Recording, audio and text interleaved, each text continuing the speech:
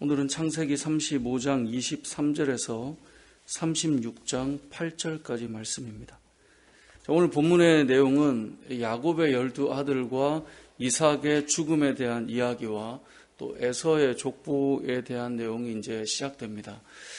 이 내용이 조금 양쪽으로 걸쳐져 있는 내용이지만 이제 먼저 이 35장 23절의 내용을 좀 생각해 보면 12아들의 내용, 아이들을 기록하면서 이삭의 죽음을 기록합니다. 그런데 실제로 시간 순으로 보면 이삭이 죽고 나서 36장은 이제 에서의 족보거든요.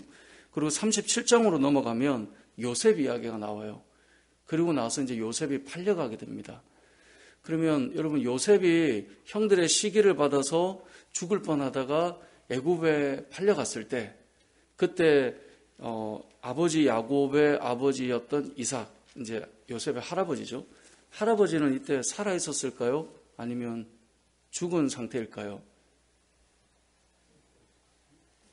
우리가 이렇게 생각 안 하고 있던 건데, 여기 보면, 오늘 본문으로 보면 이삭이 이제 죽음으로 끝이 나고 요셉 이야기가 나오니까, 이제 이삭이 죽고, 이제 나중에 야곱의 어떤 스토리로 생각할 수가 있습니다. 근데 이제 나이를 한번 계산을 해보면, 예전에 제가 야곱이 형 에서를 두려워해서 도망갔을 때, 우리는 그냥 쉽게 생각하면 되게 젊은 나이에 야곱이 막 도망가는 걸로 생각하지만, 그때 나이가 80이 다 돼가는 나이라고 한번 설명을 드린 적이 있습니다. 그건 제가 말하는 게 아니라 나이를 이제 역추적하면 되거든요. 여러분, 창세기 47장 9절을 한번 가보겠습니다. 창세기 47장 9절을 가보면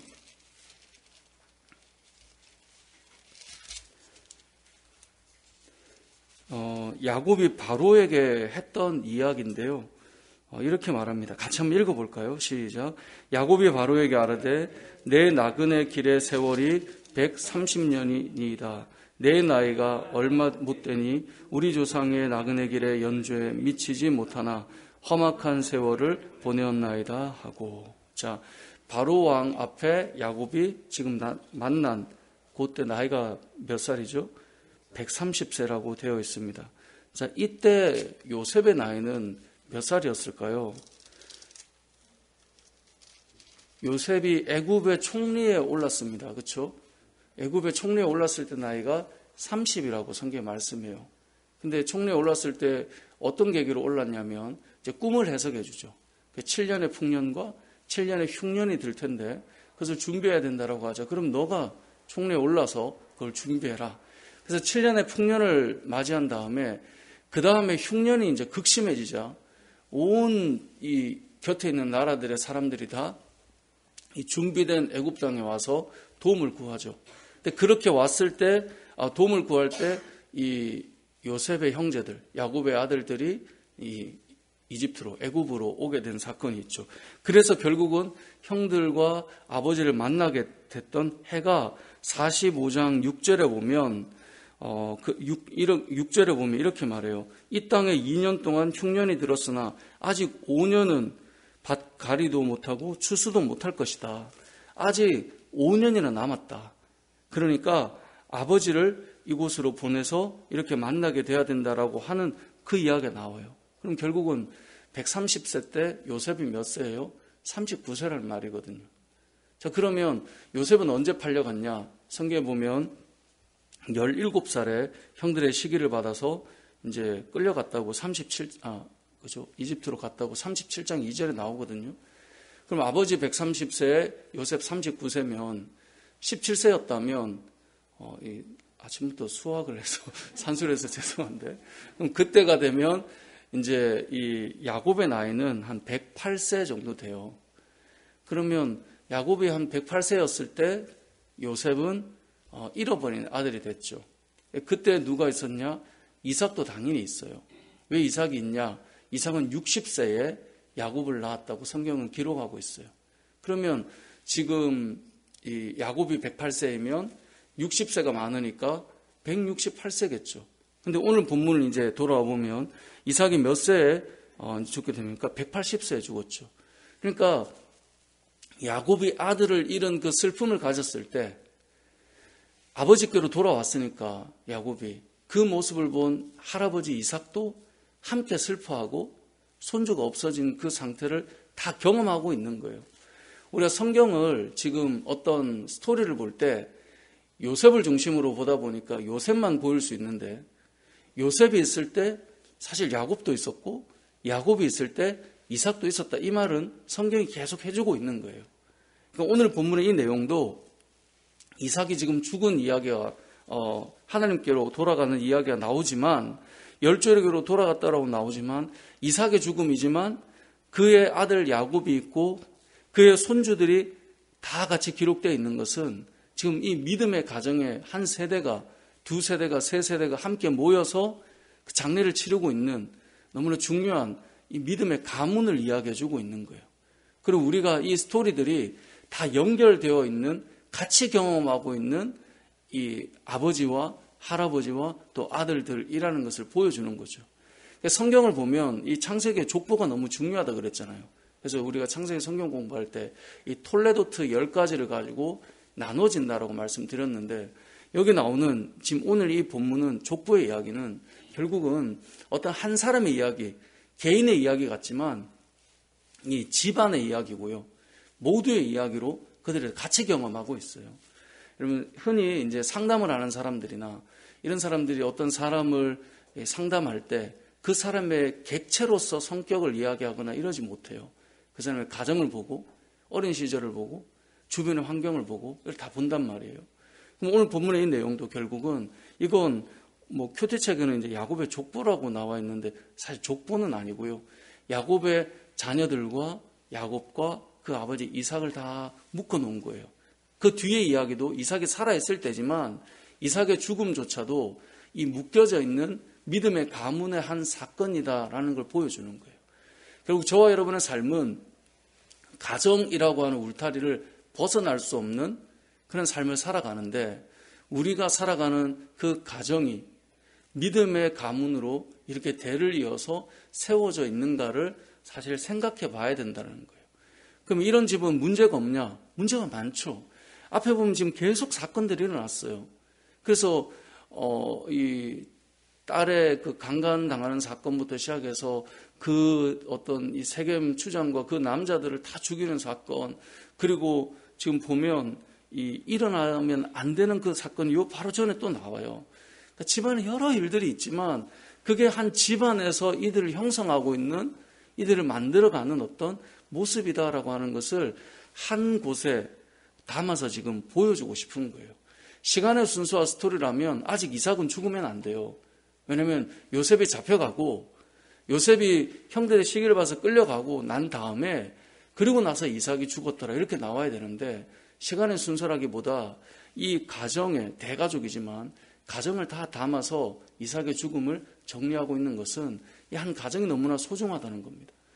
저와 여러분의 가정도 마찬가지입니다.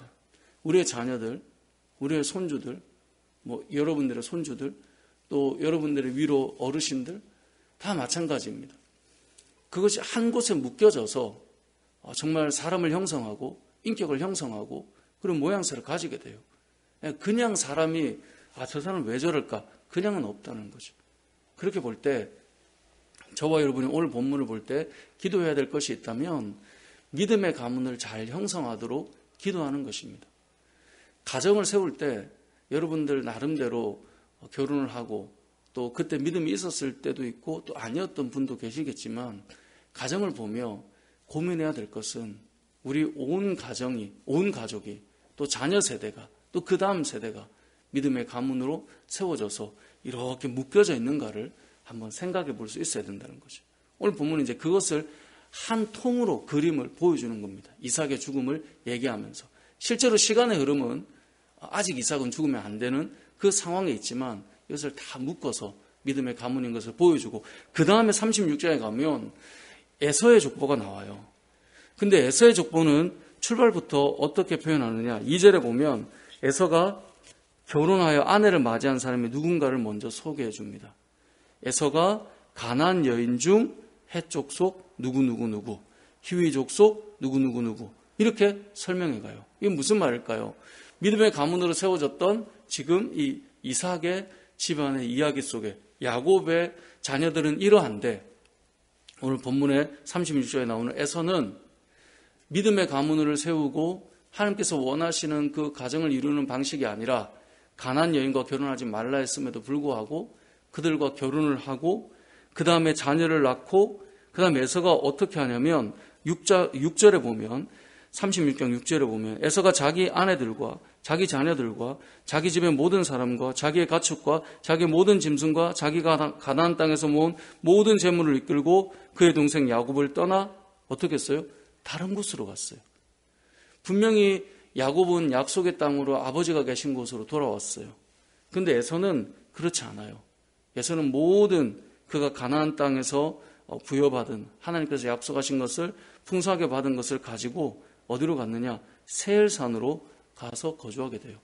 근데 이전에 이미 야곱과 에서가 제외할 때 형은 세일산으로 갔잖아요. 그렇기 때문에 이제 이 부분은 이미 에서는 세일산에도 자기의 정착할 수 있는 자리를 마련해 두었는데 야곱이 돌아온 이후에 완전히 세일산으로 옮겨간 모습을 보여줘요. 그런데 이 그림이 마치 창세기 3장 14장에 보면 이제 롯과 아브라함이 헤어지는 장면과 너무나 닮아 있다라고 성경학자들은 말해요.